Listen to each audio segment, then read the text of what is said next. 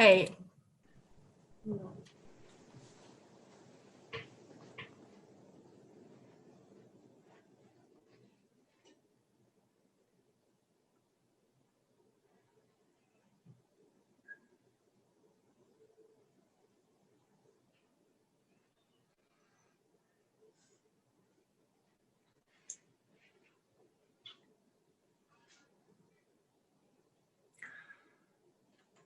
Good morning, ladies and gentlemen.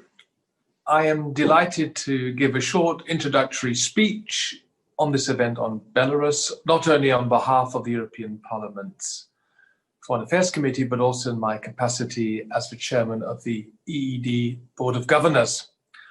First of all, I would like to welcome our honorable speakers, Ms. Sviatlana Tsikhanouskaya, the United Opposition Leader, who is widely regarded as the candidate who got the majority of votes in the Belarus presidential election. And I also welcome Ambassador Tomasz Ozowski, representative of Germany to the Political and Security Committee of the European Union. Let me also warmly welcome all the interested people following us on the web stream.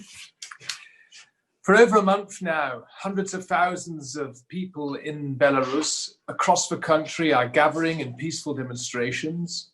These women and these men are united by a single purpose: desire for change. They want their rights and freedoms to be respected. They want to live in Belarus that has a future. While people are expressing their will in new ways, the Lukashenko regime is relying on the old methods of repression and intimidation to cling on to power. The most visible signs of support for the authorities are barriers, masked security forces, and unmarked vans. These peaceful protests in Belarus are not about geopolitical choices. People are protesting because they reject the official election results as blatantly falsified. They know that the true winner of the election is Sviatlana Tsikhanouskaya. Her candidacy was the catalyst that woke up and united this nation. When the security forces brutally suppressed the first protests after the announcement of the election results, people came out in even bigger numbers. It is remarkable to note that women play a very important and visible role in the revolution of Belarus, both as leaders of the opposition movement and as participants of protests, bravely facing the enforcers of the regime. Belarus needs a peaceful solution that reflects the will of the people. It can only be achieved through an inclusive national dialogue. Sviatlana Tsikhanouskaya made the right step by initiating the Coordination Council, which should ensure a peaceful and orderly transition of power. The European Union, as a union based on values such as democracy and the respect for human rights, needs to react to the events in this country and to examine our future relations. We had a thorough debate on Belarus with the High Representative and the Vice President of the Commission, Josep Borrell, in the plenary just on Tuesday. And I would at the end like to briefly reiterate the 3 points I made in this debate. Firstly, we must strongly support the protesting Belarusians in their demands for freedom, democracy, dignity, and the right to choose their own destiny. Secondly, we don't recognize the results of the presidential elections held on the 9th of August, as they were conducted in flagrant violation of all internationally recognized standards. And thirdly, we condemn the ongoing intimidation and disproportionate use of force towards peaceful protesters, participants of strikes, and members of the Coordination Council. Ladies and gentlemen, the European Parliament has long supported the independent voices in Belarus: opposition activists, civil society, independent journalists, and bloggers. Our Committee on Foreign Affairs, which I have the honor to chair, organized an extraordinary meeting already on the 25th of August, during which Sviatlana Tsikhanouskaya made a statement. It was her first appearance in a meeting of the European institutions. Ms. Tsikhanouskaya was forced to leave Belarus but is continuing her struggle for democratic change in her country. Her personal courage and sacrifice for the sake of this country is an inspiration to many, both in Belarus and abroad.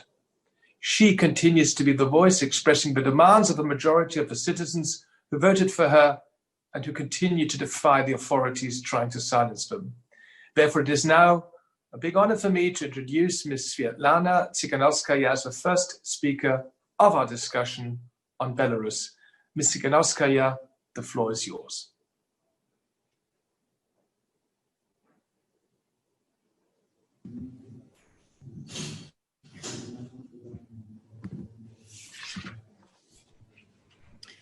Thank you, Mr. Chairman, members of European Parliament, ladies and gentlemen.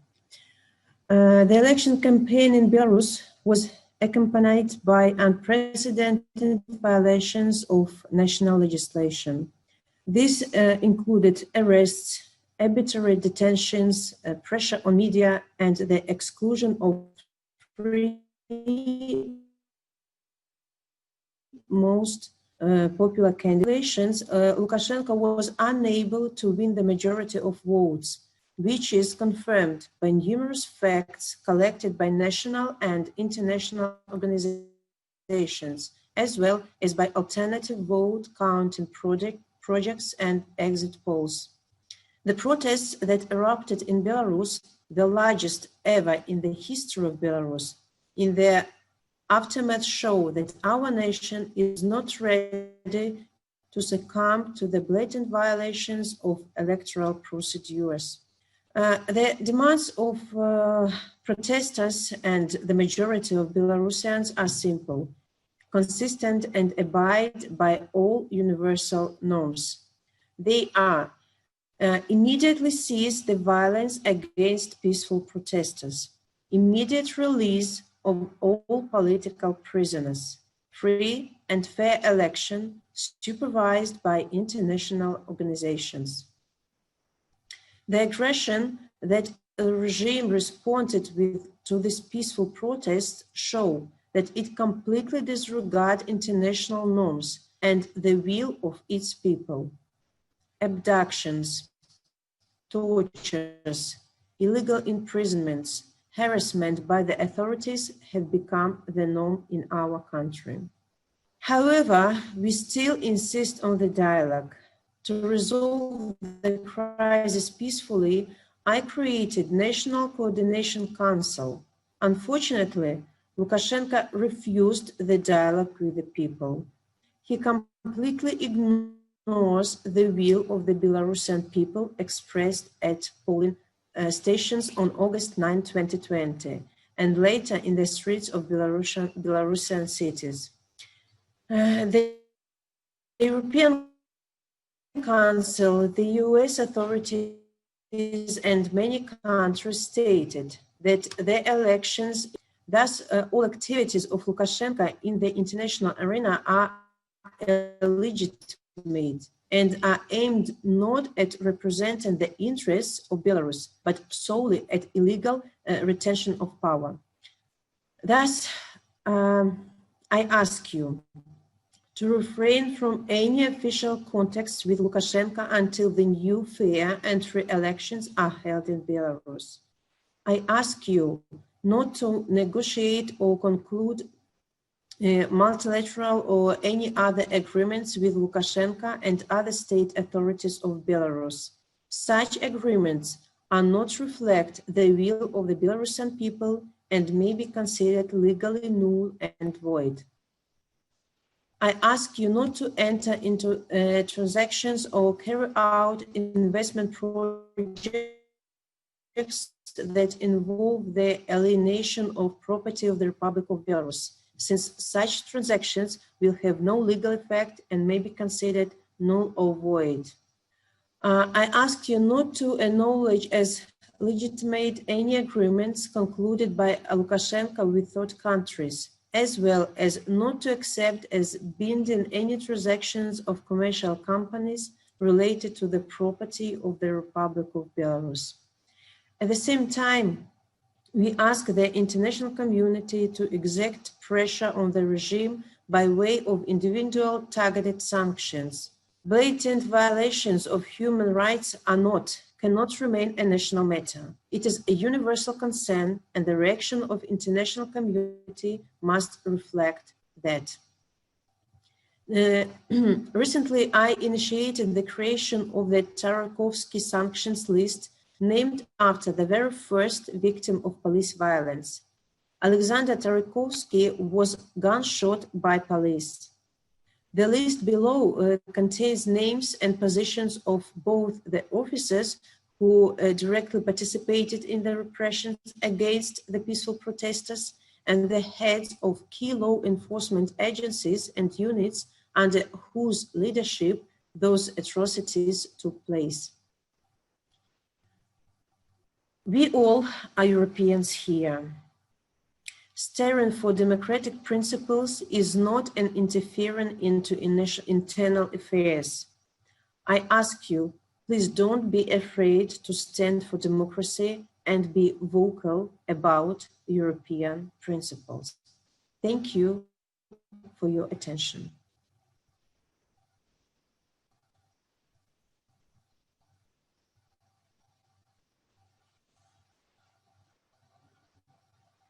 I don't hear anybody.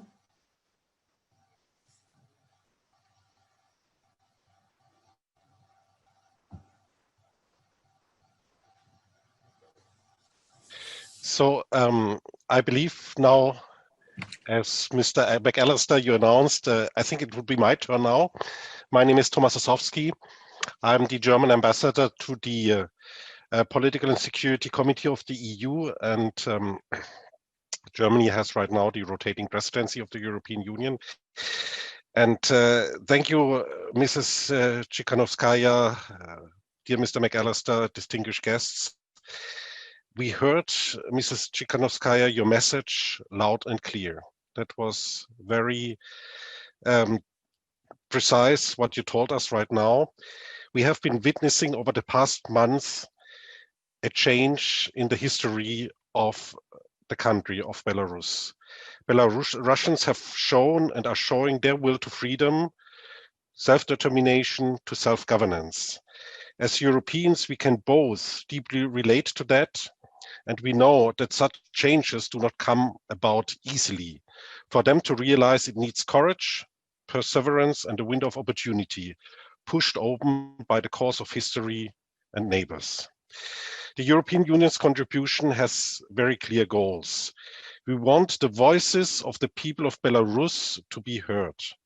We have been awed and shocked by the pictures of violence, by the accounts of torture used against peaceful protesters. In line with the values that our union is founded on, our pledge is that of dialogue for an end of violence, for free elections.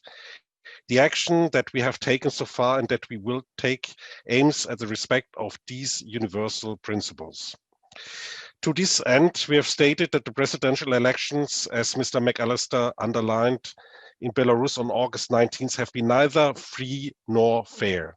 That is a very clear statement by the European Union.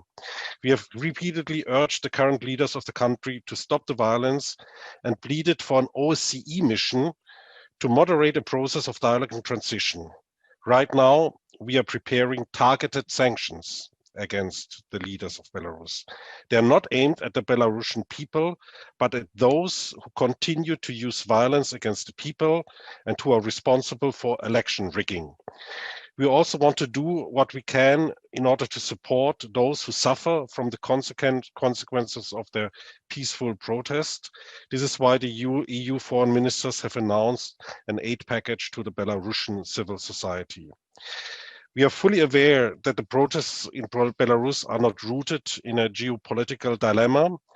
This is not about which side Belarus belongs to. It is about Belarusians' fundamental right to elect a leader. Europe firmly stands to defend this right. In this vein, we continue to push for a process of reconciliation and political recognition of the demands of the Belarusian people. They have impressed us all with their peacefulness and their courage. You, Mrs. Tsikhanouskaya, have been at the forefront of the desire for change since May, and you continue to draw international attention to your people's cause. We are glad that you're with us today. Thank you very much.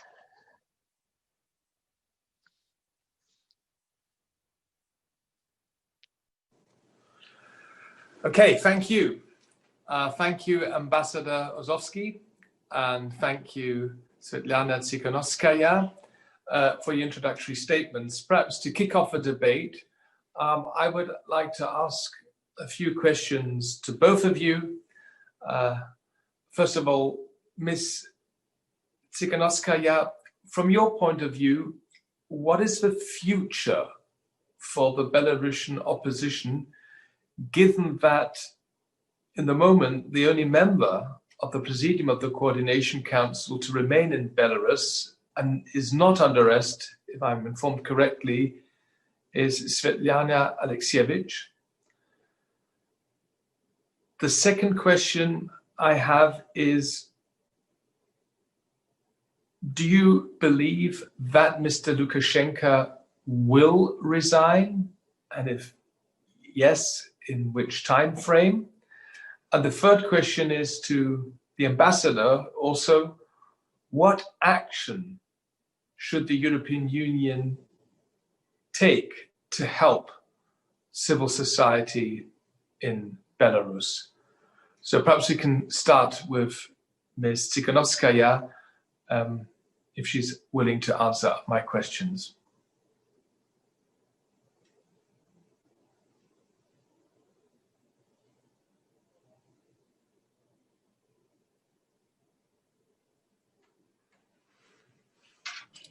Mrs. Tsikhanouskaya is having connection problems. Could you direct the first question to the German presidency, please? Okay, well, Ambassador, I hope you heard my questions. So what should the European Union now do in the next weeks to help civil society in Belarus, and also to follow the line you were just describing, that this is a conflict which has to be solved domestically, and this has no geopolitical background at all? Please, Ambassador. Yeah, thank you, Mr. McAllister. Indeed, the action of the European Union must be very well calibrated in that respect. We don't have any precedent for the events in Belarus per se. And of course, we need to be an intelligent and sensible political actor in that circumstance. Now, what we definitely need to do, we have to pursue with the targeted sanctions. This is high on our agenda, and it will be discussed by the foreign affairs ministers on Monday. And I believe it will also come up at the European Council next week on Thursday. So to sanction those responsible for the crimes happening in Belarus today is very essential. At the same time, and I mentioned it, we want to support civil society. How do we do that? I mean, we have already interactions with Russian civil society, as Belarus is a member of the Eastern Neighborhood, which is a framework of cooperation with 6 states in the east of the European Union, which have been established for a long time, already for many years.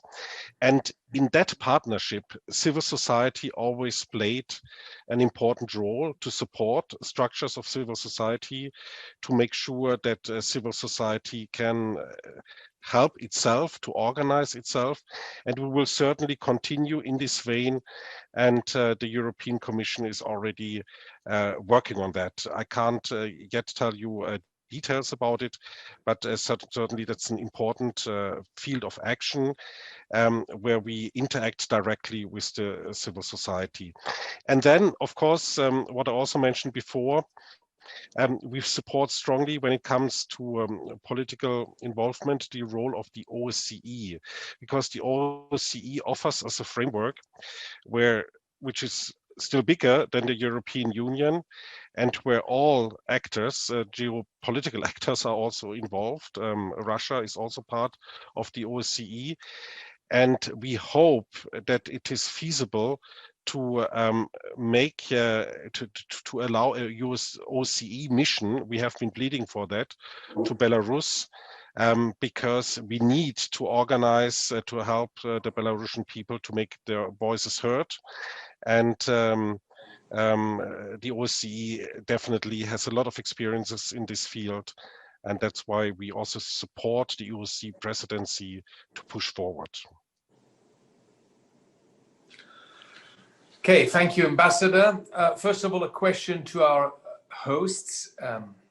What about Ms. Tsikhanouskaya's connection? She seems to be back in the meeting. We see her as a panelist. Okay. I'd like to ask one more question to her. So, Ms. Tsikhanouskaya, I hope you are better connected now. I just asked our ambassador what action the European Union could take to support civil society in Belarus. From your point of view, what should the European Union concretely do in the next few weeks? And the other question, and I will repeat it because I'm not sure if you were able to hear me when I asked you this. Yeah.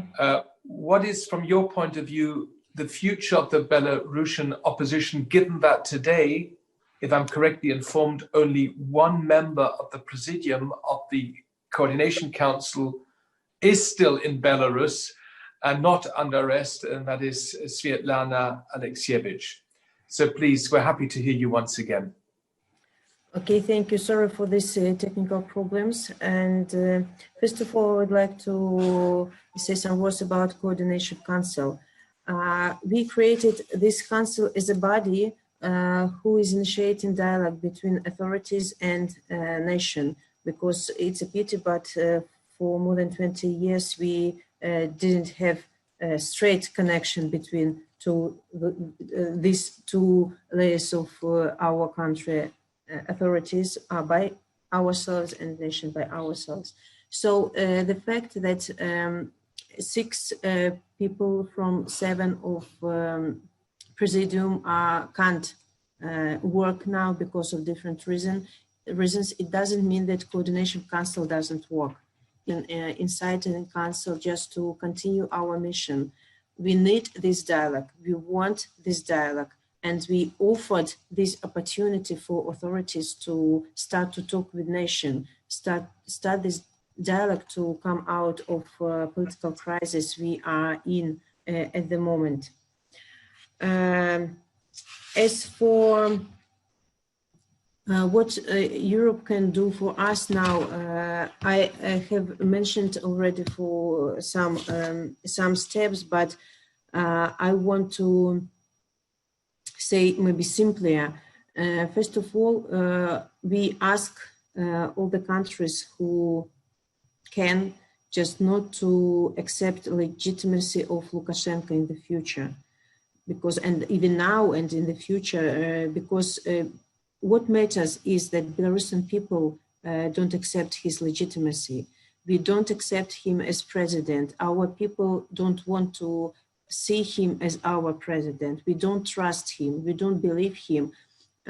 We don't want to live in with this regime, with this dictator anymore. We want to be free people whose rights are respected, because nowadays we can't talk, we can't stand, we can't vote freely. And our Belarusian people have woken up now, and we will never be the people we used to be for 26 years. And this point of non-return is already passed. It was passed when, after these violations that our authorities committed after the elections, when peaceful demonstrators wanted just to defend their voices. So the first, it's not recognizing legitimacy of Lukashenko. And the second important thing is individual sanctions against people who were involved in these crimes against peaceful people. Against these people are the officers themselves who committed this violence and the people who made these crime orders to police. So as I have already mentioned, Tarakovsky list, it's a list where we think it contains names of both these officers and these authorities who gave these orders. So we can, this list will be offered to all the involved soon. And one small thing I want to ask from Europe is just to be vocal, because a lot of things are going around the world and they are important news, of course, but we are people who are fighting at the moment for our rights, who are fighting peacefully, and we really matter for this world. And if you are vocal, if you support your mass media, if we will be in your news all the time until our victory, so it will be great help for us. And of course, support of the Russian diasporas in your countries and support of authorities, of representatives of your authorities and the leaders of your countries are extremely important in this difficult moment for usual people of our country. Thank you.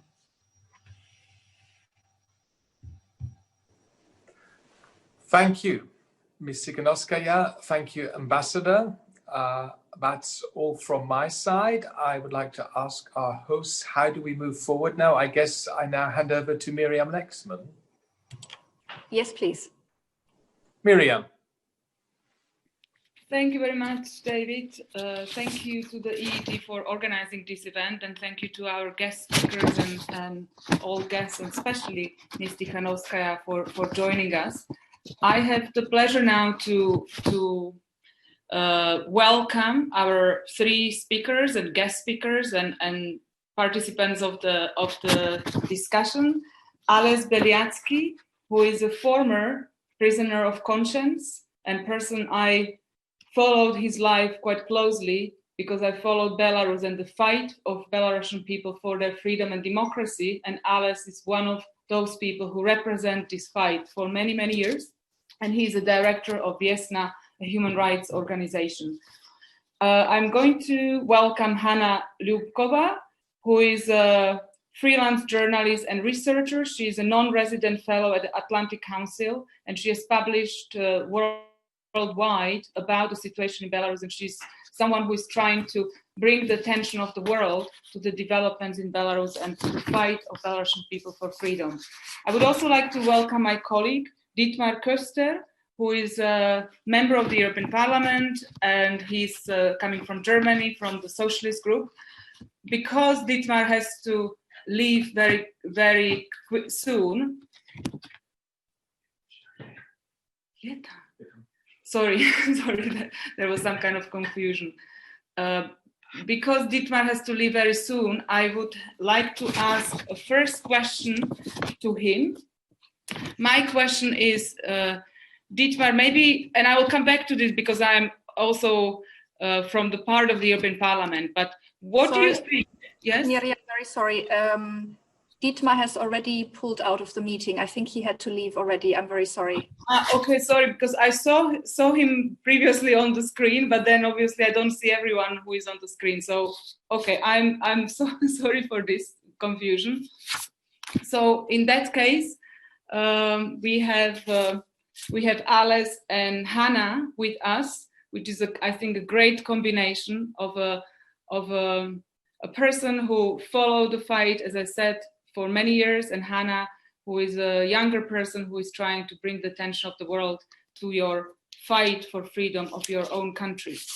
Maybe I would open up with a question to both of you, because I, as a European politician, I feel that we have failed up to this point, and we are failing even now to give a sufficient support to your struggle for freedom.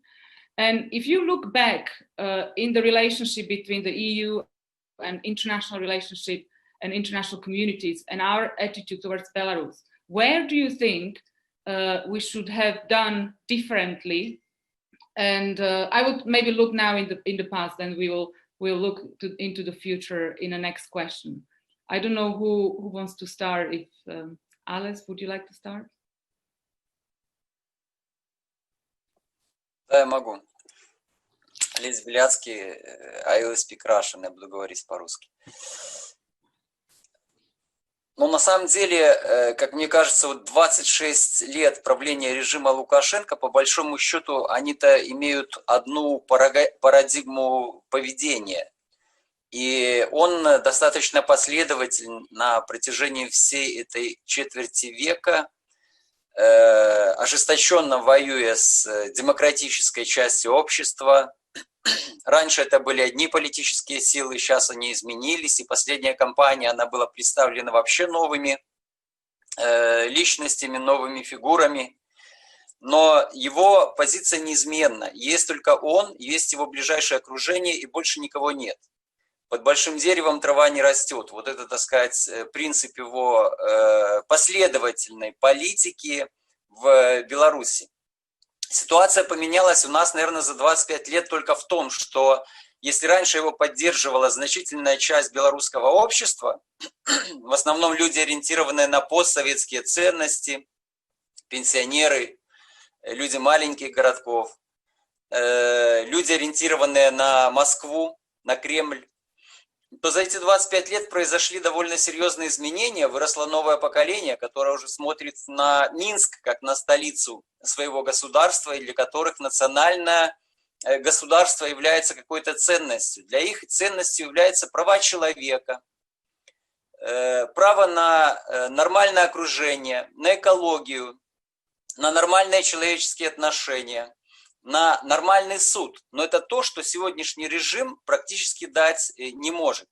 И у нас произошел такой очень серьезный цивилизационный зазор, когда общество переросло и самого Лукашенко, и его окружение, и требует как бы большего, нормального отношения к себе, что сейчас клика Лукашенко, он сам обществу не хотят дать и дать не могут. По отношению Европейского Союза, тут тоже как бы мы прекрасно понимаем, что долгое время правления Лукашенко у нас не было границы с Европейским Союзом. Она появилась только после того, как Польша, Литва, Латвия, наши соседи стали членами Европейского Союза, это с 2005 года. И тогда Европейский Союз реально увидел, что есть еще какие-то государства, кроме большой России, вот в этом, значит, восточном пространстве со стороны Европейского Союза, что там есть Украина, есть Молдова, есть Беларусь, в которых живут свои народы со своей историей, со своими интересами политическими и общественными интересами, и что в конце концов это европейские народы. И если сначала эта мысль про то, что восточноевропейские народы также являются народами, относящими к Европе, она звучала довольно робко, то сейчас, мне кажется, она прозвучала уже во весь голос, особенно после тех событий, которые произошли в Украине в 2014 году и в Белоруссии в этом году. Что касается позиции Европейского Союза, мне нужно как бы еще понимать, что у нас происходит сейчас. Вот у нас сейчас проходит правовая и цивилизационная катастрофа. Фактически закон в Беларуси перестал действовать, гражданско-политические права не работают, и власти ведут себя как организованная банда, которая имеет вооружение, имеет спецсредства и которая применяет все возможные механизмы репрессий по своему усмотрению. Они не смотрят, виноват человек, не виноват, есть какая-то вина, нету, чем человек занимается, это не так важно. Важно в том, представляет ли он угрозу для власти или нет. И десятки примеров за последнее время это прекрасно подтверждают. И статистика сейчас просто катастрофическая. Мы в плане правовом мы просто идем ко дну, как Титаник, можно сказать. Вот только за последний месяц количество людей арестованных, причем как людей, те, которые принимали участие в акциях, так и людей, которые стоят в стороне. Это значит, ну, такая очень рассеянный, так сказать, выбор был этих репрессированных, он уже перевеличивает 10 тысяч человек. Более 250 человек сейчас находятся в тюрьмах по уголовным делам. Они подозреваются в самых разных уголовных преступлениях. И этот список людей, которые попадают в тюрьмы по политическим мотивам, он постоянно растет. Каждый день мы имеем новое задержание по самым разным причинам. Вот вчера буквально задержали бизнесменов, которые предоставляли помещение для штаба Виктора Бабарыка, для работы Координационного совета. Эти люди вообще к политике не имеют никакого отношения. Они просто отдавали в аренду там офис. Все. На этом их как бы политические интересы кончались. Но тем не менее, вчера 5 человек из этой фирмы были арестованы по подозрению в уклонении от уплаты налогов. Это, так сказать, ну, статьи могут быть самые разные. И попираются фундаментальные права человека в Беларуси. И вот тут нужно понимать, что вот эти действия Евросоюза на сегодняшний день, они должны быть значительно быстрее. Вот месяц прошел уже после этой катастрофы 9 августа, когда погибли первые демонстранты, когда сотни людей были ранены или же избиты, их пытали. И что мы видим? На сегодняшний день фактически... Мне кажется, что Европейский Союз со всеми, так сказать, его структурами на сегодняшний день опаздывает, и для нас это является очень большой опасностью возвращения, скажем так, еще более сурового режима, который будет, ну, напоминать такие режимы, скажем, в Чили 70-х лет или же в Аргентине 70-х лет, вот когда сотни тысяч людей будут сидеть в тюрьмах по политическим мотивам, сотни тысяч людей вынуждены будут эмигрировать, выехать из Беларуси. И плюс еще, так сказать, у нас очень вероятно появятся и уже постоянные российские базы, вот, потому что это бряцание оружием, которое идет возле границ Беларуси сейчас, российских и белорусских войск, оно активизировалось, и оно ясно, вот сейчас уже понятно, что оно будет и продолжаться. Поэтому мне кажется, что Европейский Союз и структуры Европейского Союза... I believe that the structures of the European Union should understand and shouldn't underestimate this danger, especially in the eastern part of European countries, Baltic countries, Poland, our neighbors and neighbors of Russia. You should understand that there are risks to the security and stability of these countries and to the stability of the European Union. So I believe that we should introduce some measures right now, measures that would limit this wave of violence that we see. Большое спасибо, Ales. I would now give the floor to Hannah and maybe shift the question a little bit.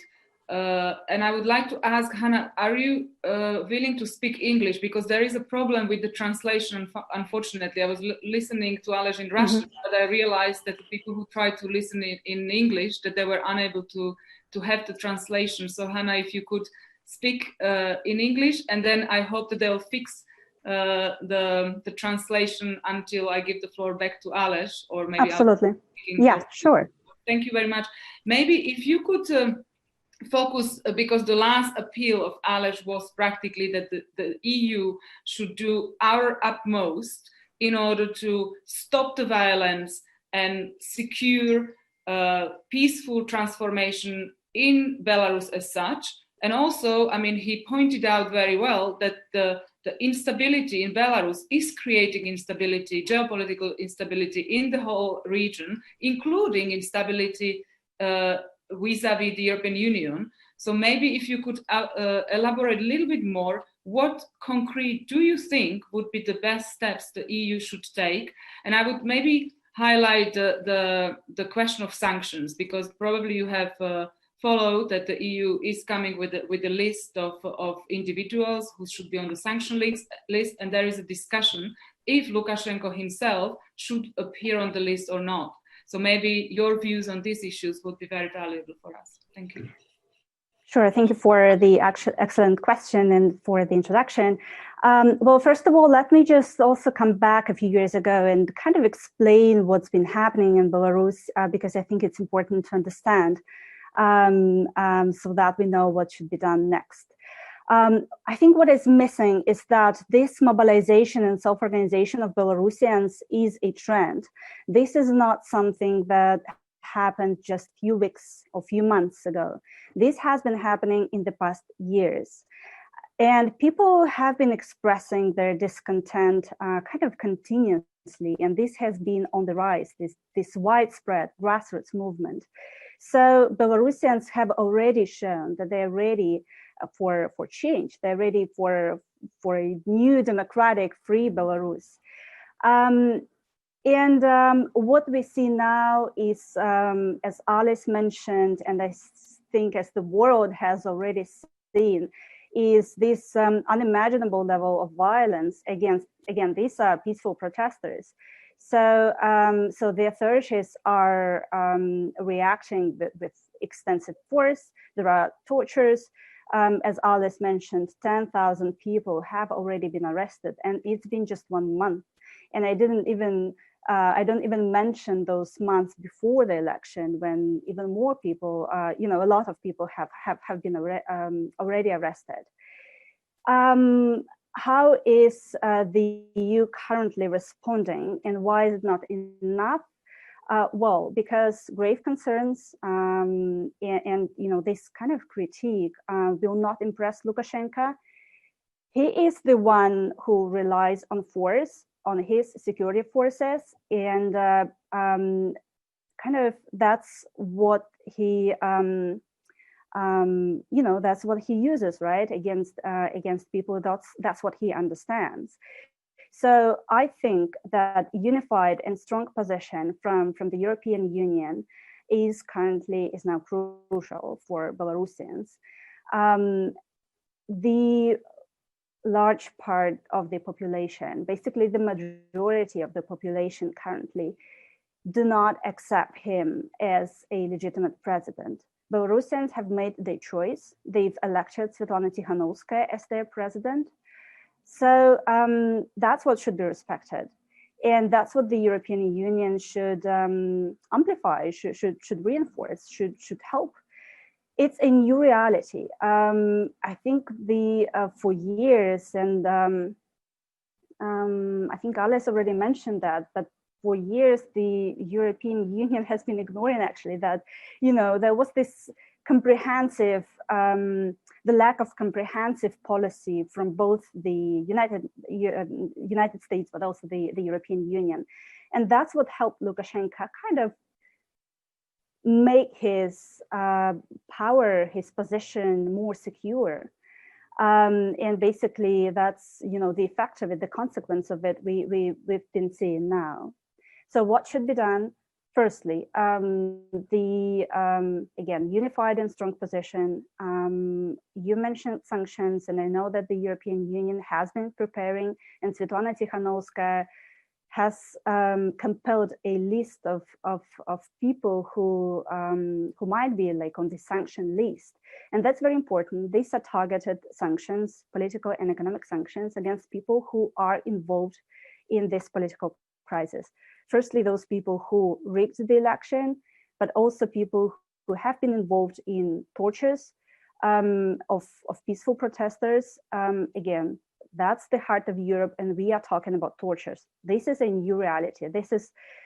Detentions and arrests are already outrageous, but now we are talking about tortures. So that, the response, the reaction to it should be strong, and it should be unified. I think what we are also missing is that kind of the scale of it. It's very hard to listen to this number as well. 10,000 people. How many of those? How many people are these? On a personal note, perhaps it will be easier to kind of explain. All the people I talked to recently as a journalist have been jailed, arrested, or fled the country. So that's the scale of it. We are talking about a situation when the Belarusian authorities are terrorizing Belarusians, terrorizing the citizens. and that should be stopped. Thank you, Hannah. Thank you very much. I will move the discussion a little bit because now we looked a little bit at the position of the European Union and what can be done from our side. But let's move the discussion inside of Belarus. We know that there were people who were holding the flag of freedom as Ales for many years and trying to bring the change into your country. But on the other hand, we saw a kind of the last years an apathy from the larger civil society. There always was an active part of the civil society, but the kind of entire population was not so actively involved in maybe fighting for the change. Many of them were somehow or opted for Lukashenko as something what was stable, what was known, and did not have the courage to take the risk to demand something, demand the change, and practically peacefully still supported Lukashenko. My question is now, what do you think has changed before and during these elections that it really brought people so vividly into the streets? We know that after the last elections, we had people in the streets, but it was very, I mean, it was only one demonstration and it kind of faded away very quickly. So what do you think is the difference now and why people are really so courageous in order to fight for their freedom? I mean, I really think that this is the whole EU. We are all watching with a big admiration that young people go to the streets, or everyone goes to the streets with the risk that people will be arrested, that they will end up in prison, and then they will be tortured in prison. As Hannah said, that the information coming out from the prisons is really, really very scary. So the question is, why do you think there is a change? And then we'll discuss further how to support the change, because obviously there is something which the society made a decision and it's openly fighting for its freedom, and we need to support it in the right way, that this fight will be victorious. Ależ если хотите, можете уже на русском, потому что переводчики уже работают.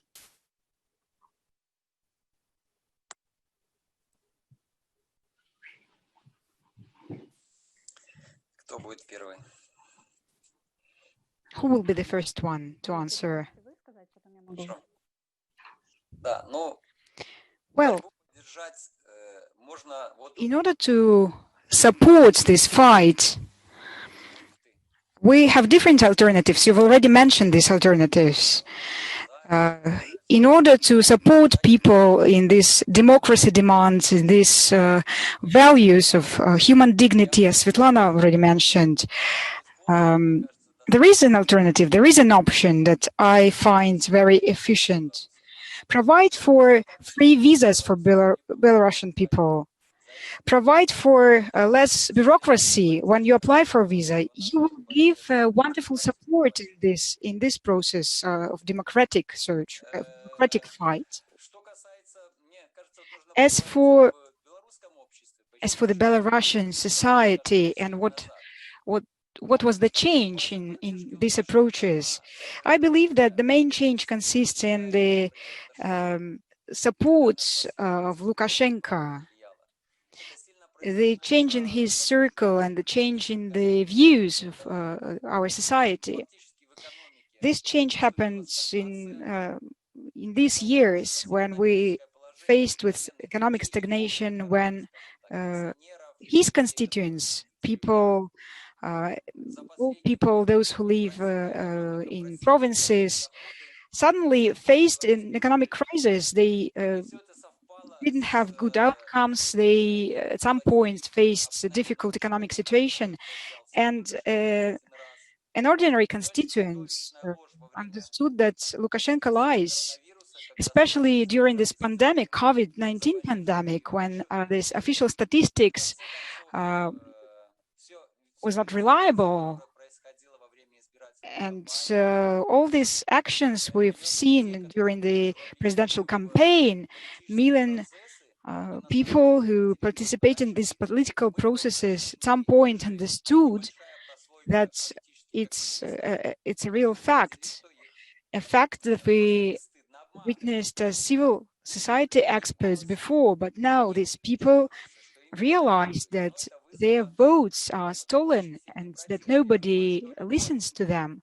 That's the protest. And I believe that Lukashenko will never be able to get this people's love back, even if he showcases his military abilities and, he behaves like a man with a force. And it's not by chance that he sent his son to Moscow and his granddaughters go to Moscow to study, because his family doesn't feel safe in Belarus. Even in Belarusian schools, there is this feeling against Lukashenko. So it's it's a big change, and this change continues to grow. Now they are talking the language of fear and the language of violence. Therefore, the support of European Union given to normal citizens, and I'm talking about these free visas to Belarusians and faster procedures to require these visas would definitely support this democratic process. And I also agree with the sanctions. Sanctions should be imposed as soon as possible. We should look at different situations, different cases, those who go on strike, those who try to show their opinions publicly, those who work at state enterprises, those who fight there. And we should give support to these people, to these activists.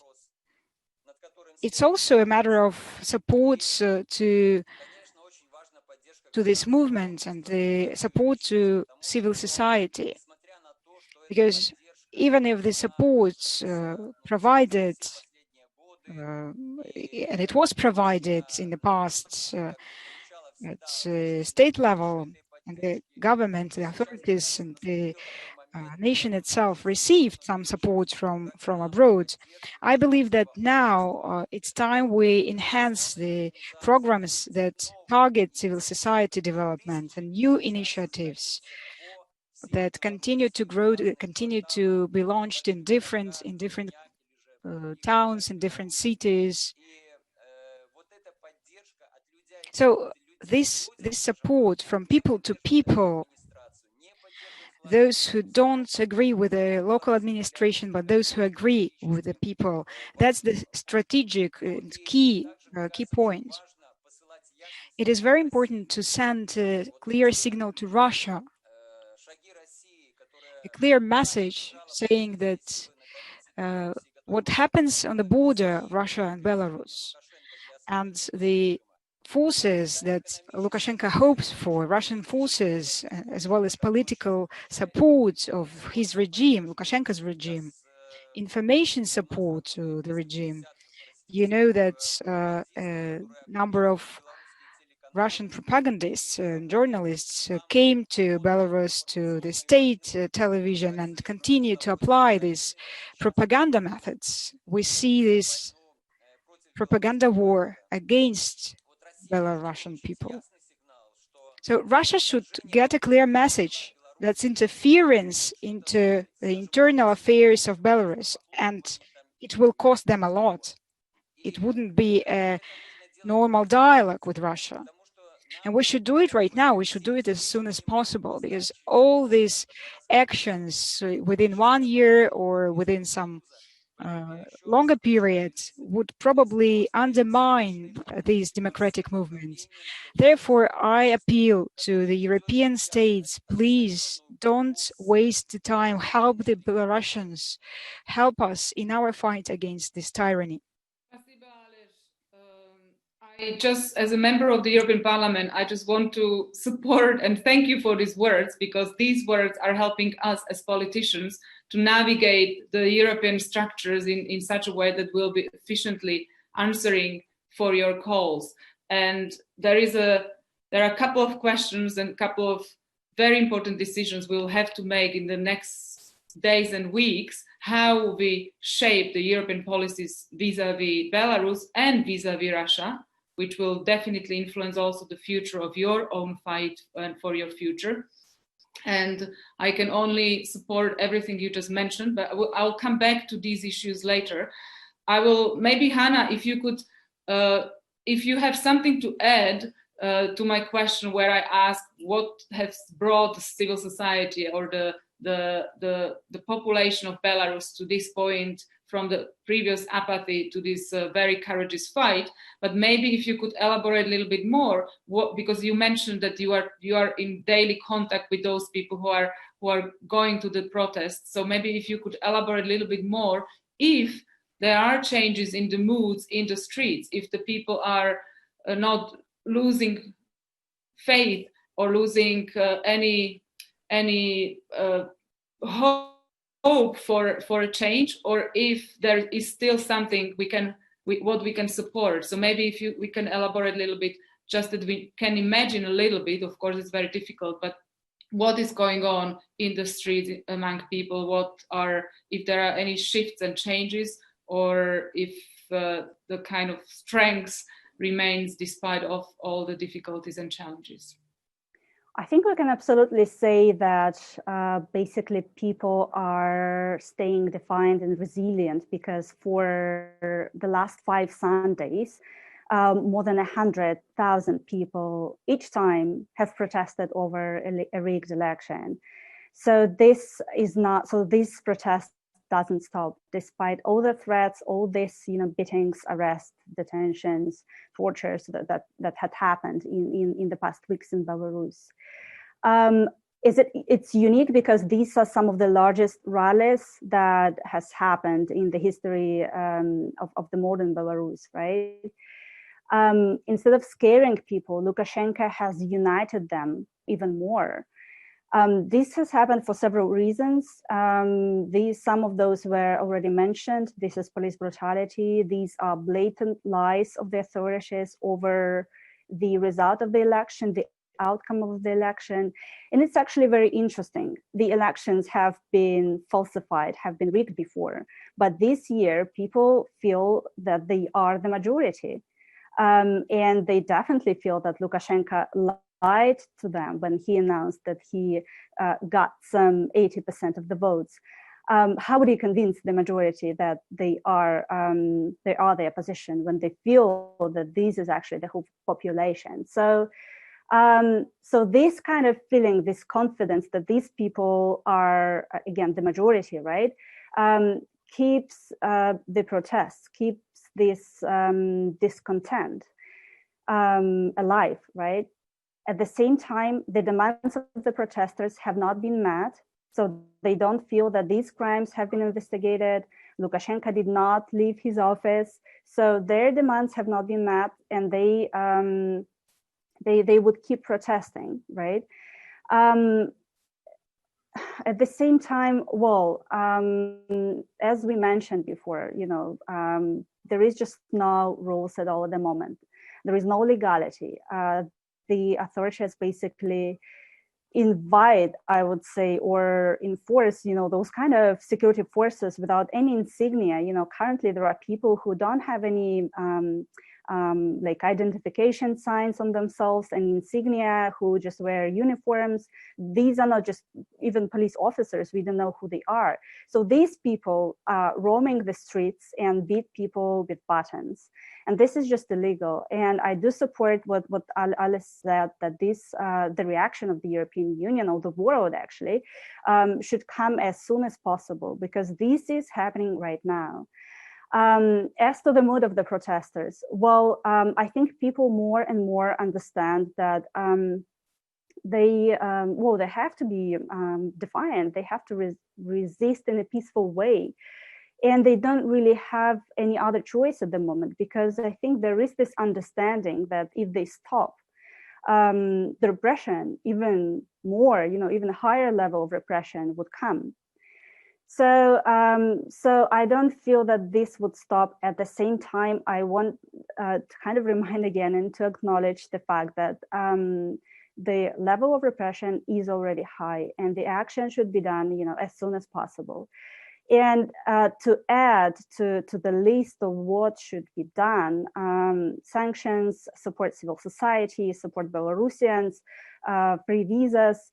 I think also, well, two things, like most important things: recognition of Aleksandr Lukashenko as a legitimate president, and recognition of Svetlana Tikhanovskaya as president-elect. Belarusians feel that they have a legitimate leader who can represent their interest. This is Svetlana Tikhanovskaya.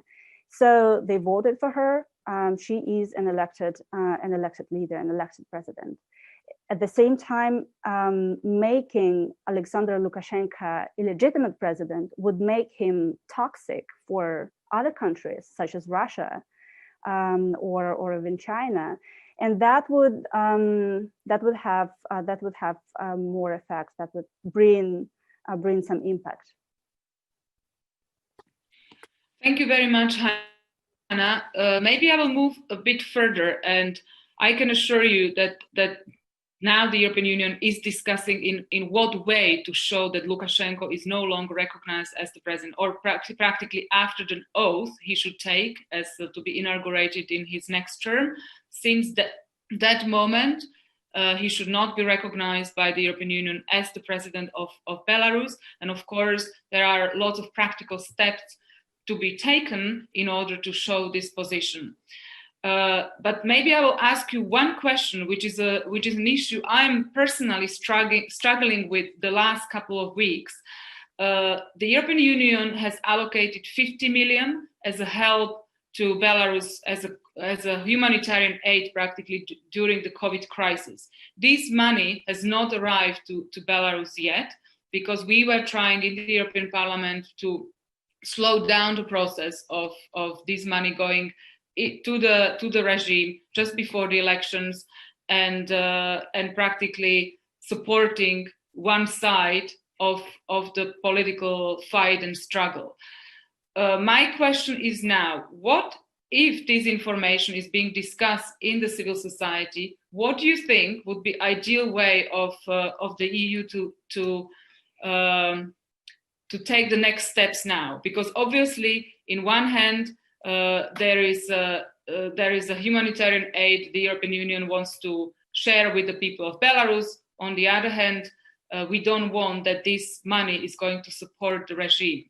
So I'm just wondering if you have any particular ideas, because I know that civil society has discussed this quite extensively in Belarus.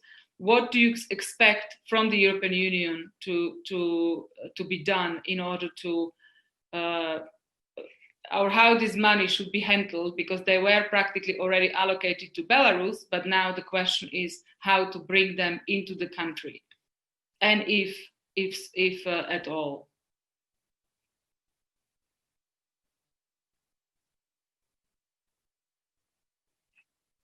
I don't know who wants to react. Maybe just very, very shortly. Ганна, может, ты откажи, коли ласка. Okay. Well, Anna, maybe you'll start. Well, I definitely know that Svetlana Tikhanovskaya has a team of people who would advise on, let's say, economic reforms and how these kind of funds should be allocated. I think it might make sense to actually contact a legitimate representative of the Belarusian people and discuss this with her and her team. I definitely, from my side, I would definitely recommend and suggest supporting civil society media. Civil society, you mentioned COVID-19, right? And then this help would be allocated with relation to COVID-19. Well, civil society during the pandemic actually took matters in their hands. It was the civil society who helped medical workers in hospitals across the country. So why should the EU help the Belarusian authorities instead of helping the Belarusian civil society? And at the same time, journalists in Belarus, media also should be supported.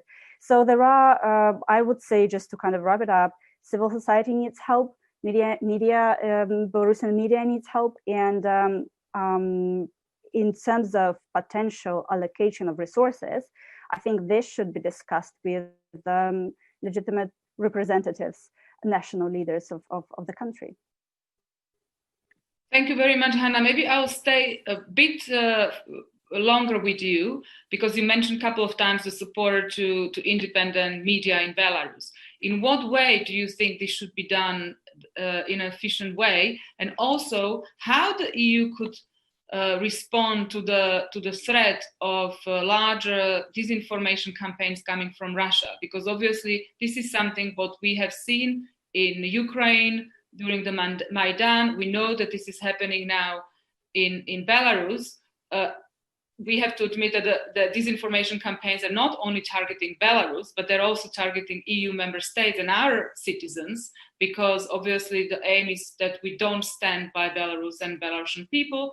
So maybe if you have any idea as you as a journalist, what do you think are the most efficient way to support independent media in Belarus? There are organizations in Belarus that help Belarusian journalists. This is the Belarusian Association of Journalists, for example, and they've been doing a great work, and they also need support. I think what is needed now, well, there are, again, several ways and several kind of directions where this help is definitely needed. There is this kind of rapid, like this current needs, this most actual needs that Belarusian journalists have. These are kind of ways of how to protect themselves, right? And we've been collecting a list of things that we need now. And if there is a sort of rapid response fund allocated for Belarusian journalists, several newsrooms for freelance journalists who would just kind of be able to decide where these funds could go and where they can support themselves, that would be great. These are some, kind of current issues that are needed. Newsrooms definitely, and freelance journalists definitely need help, psychological help, legal help, kind of this help with equipment, because, well, they are being detained all the time. Literally, like even yesterday, 2 of my colleagues were given 11-day jail sentences. So they need lawyers. They need to pay for these lawyers. Their equipment is being destroyed. So this is where help is also needed. I think, well, this is some practical steps, right?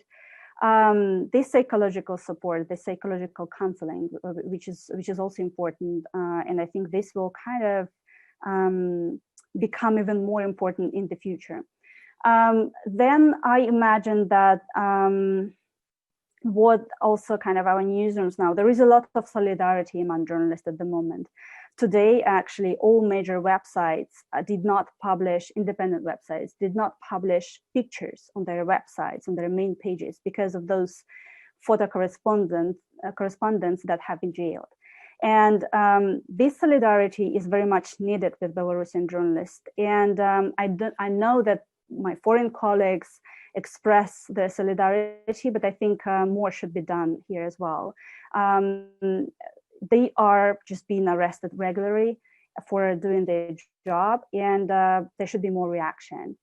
In terms of these disinformation campaigns, indeed, this is happening. There are Russian consultants, there are Russian journalists who work and who spread pro-Russian, anti-Western narratives. And I cannot even express how dangerous it is. Belarus is not divided at the moment. Belarus is not, well, Belarusians want the country be independent, and the protest again is not about geopolitical choices. But what Russian journalists and Russian consultants are doing now, they're spreading anti-Western narratives. They're trying to kind of, show that there is a threat from the West, and this has to be stopped. In what ways? Well, firstly, expertise is needed. again, some kind of help for journalists on the ground. Independent journalists is needed, because what the authorities are doing, firstly, they've blocked 70 websites, including websites of most important media outlets, major media outlets in Belarus, such as Radio Free Europe and Euradio. The authorities are trying to clean up, I would say, the information space. Independent media are being blocked, journalists are being detained. At the same time, there are Russian media and Russian journalists and consultants who work kind of pro-Kremlin, I not mean kind of the whole country, the whole Russia, but pro-Kremlin media who work freely on the ground. And that's the information that Belarusians are now receiving. So independent media should be supported in so many ways. And I know that the European Union has been doing this. And this is, and I'm very grateful for this. This is a very important kind of step and action to do. So, but that kind of more of this should be done, because this is crucial. I think, well, more pressure again on those Russian pro-Kremlin media, consultants, journalists, and the government, Russian government should be done as well, because this is interference in the Belarusian issues. Thank you very much, Hannah. I would maybe move the discussion with a question to Alice, and we also have 2 questions already from the audience. So I will give 1 question to Alice now, and then I'll go to the questions from the audience, because we'll have like 15 last minutes. But I'm wondering, because we discussed how to support a part of civil society, the free media. Alice, we know that it's very important for the individual sanctions that we will have evidence of people violating human rights. And my question is, if you, as a Viesna, if you need any further support in order to be able to document this violation, because this will be absolutely crucial, that the European Union can use as a testimony in order to put people on the sanction list, as well as on the international legal community, to try to bring this up at the court. So I know, and maybe this is a kind of a personal question, but I try to support that Viesna will get access to the iWatch application, which guarantees the authenticity of the films and pictures taken. So I'm wondering if you already have it, but also if there is anything what needs to be done in order to support the documentation of the human rights violation, because I think this is a crucial moment for the international community to have this documented.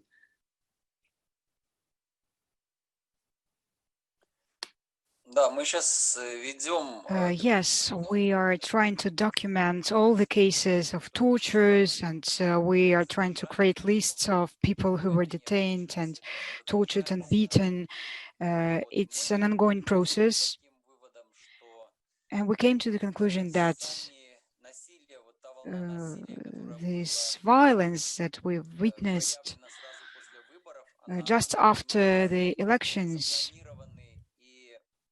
it was a planned action. It was a systematic approach. It means that people had specific orders, and they had these orders regarding this complete violence during the transportation, during the detainment, during the imprisonment. These people had a green light for tortures. It looked like the prisons transformed in the concentration camps. This process is ongoing, and we are collaborating with a number of international organizations. They help us with the protocols, methods, and I'm sure that they will help us in the final report and the preparation in drafting the report. As for the investigation, well, it's a broad task. The list of Tchaikovsky, as Svetlana mentioned already, will comply to the real facts and will somehow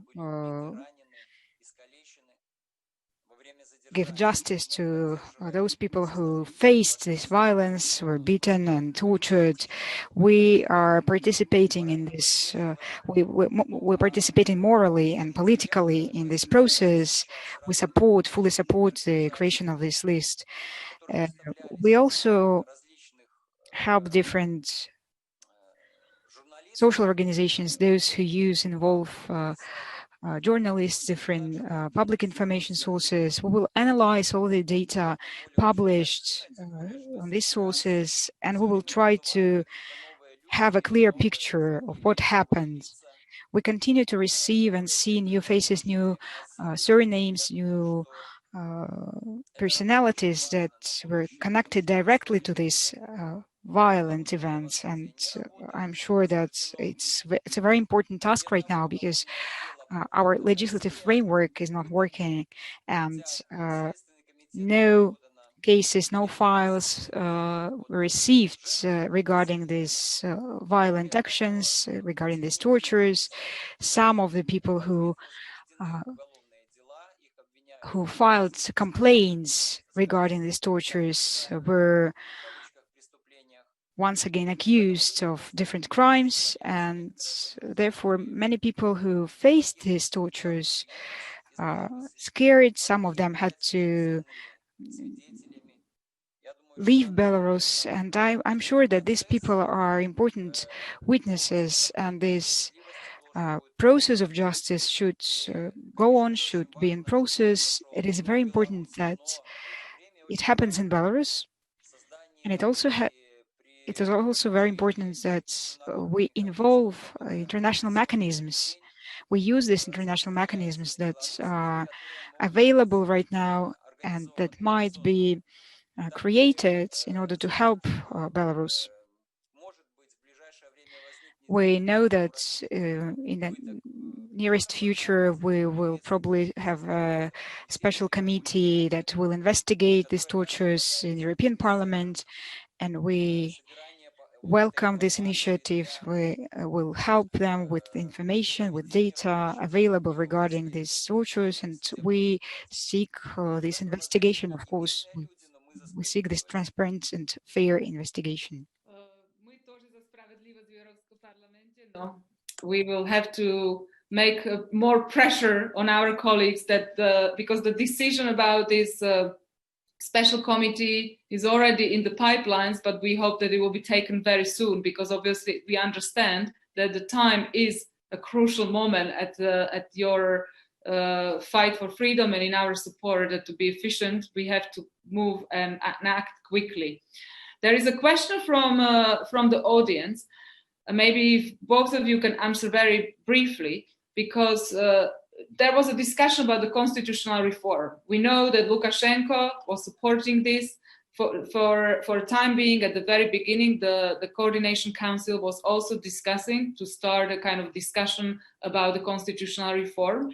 I would like to ask you, where do you see now this discussion about the constitutional reform, if it's needed to do it at the moment, or you think that this is something which can be postponed later and there are other urgent issues to be addressed at this moment by the civil society in Belarus? I don't know who wants to start. Maybe Hannah, because Alex just has spoken. Right, of course. Well, constitutional, like these kind of changes, this proposition of the constitutional to change the constitution came from Lukashenko a few years ago. So that was something that he proposed, I would say, to stay in power again. This is kind of his willingness to show that he is ready to for a compromise, to kind of to change something, but eventually and essentially, this would be done for him to kind of take time to, to stay in power again. He is in control of the parliament, and he is basically is in control of the power vertical. So any changes that he might propose now will not change the status quo while he is in power. Again, right, because he controls everything. Also, I think what's suspicious is that Russia supports this proposition, this proposal. And this is also done to make Lukashenko even weaker. And the kind of final goal of Russia is a weak, controlled Belarus. And Russia would do it by any means, and constitutional reform might eventually also help achieve this goal. Alice, maybe what is the viewpoint of the civil society? Because there was a discussion that the Coordination Council will also launch some kind of reform of the constitution or draw some kind of proposal. Is this idea still alive, or? Нет, я поддерживаю. Well, I completely agree with Hanna, because it's a maneuver of Lukashenko to waste some time to save this structure, this vertical structure that Lukashenko created, and that's his approach for the future. He speaks about it publicly. He says that they will readjust all the reports and all the complaints that were sent by the parties that signed the appeal to the government regarding the violence that happened after elections. And the parties included those who supported Lukashenko and both parties from the opposition.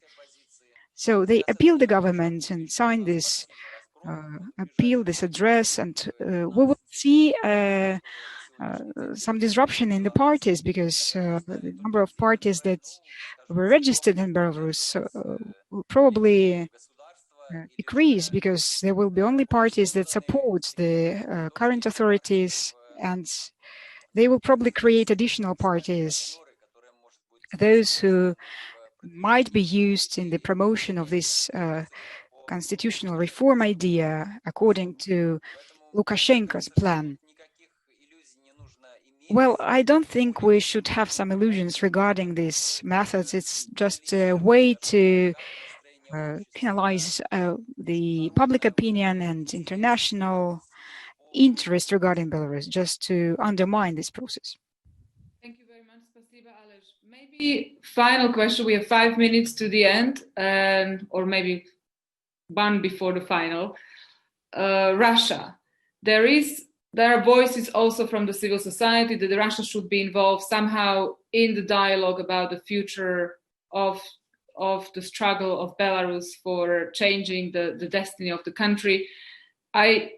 What are the moods in the civil society about this? Because obviously we know that there is on one hand, and Hanna was talking about it quite extensively, that there is the threat of disinformation campaigns. On the other hand, we understand that geopolitically, and it was very clearly stated by the civil society, that this is not a geopolitical struggle, that this is a struggle for the future of Belarus and not struggle for being allied with EU or with Russia. So what do you think, from the civil society point of view, should or should not be the role of Russia in the future coming weeks and talks? Perhaps I'm supposed to answer since Alice talks before me. So, well, I think that, again, right, this conflict, like this crisis, these protests are not about Russia or EU. These are entirely domestic issues. So I don't see a reason why Russia at this very moment should be involved in the talks. At the same time, I remain realistic, and I understand that that might be one of the kind of conditions, perhaps. But let's consider Belarus and Russia as one voice, because now they are actually having, like, they are on the Belarus, Lukashenko and Putin are on the same side. And whenever Russia is invited, Russia would definitely serve and promote its own interests, not the interest of Belarus, of the people, but its own interest.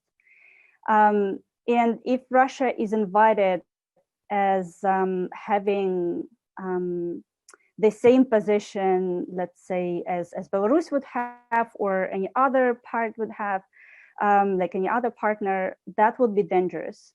That would only strengthen Russia and kind of its position, its messages, its interests that it wants to promote and fight for.